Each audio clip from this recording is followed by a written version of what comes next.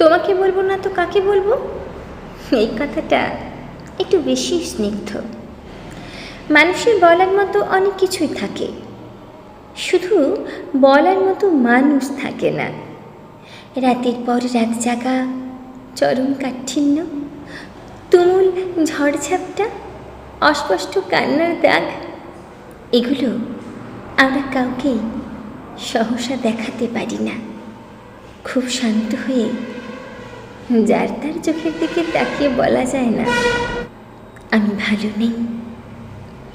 আমাদের সবারই বুকের ভিতর একেবারে নিজস্ব ঘর থাকে, দরজায় খিল দেওয়া, জানালায় পর্দা টান টান করে রাখা একটা অফ হোয়াইট দেওয়ালের একান্ত ঘর।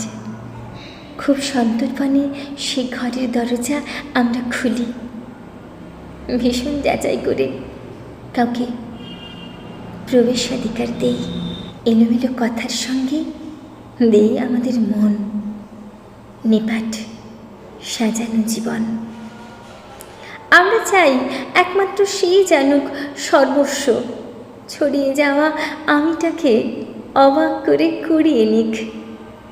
যেভাবে পথ চলতি কিশোরী সাবধানে কুড়িয়ে নেয় শরতের প্রথম কাশফুল।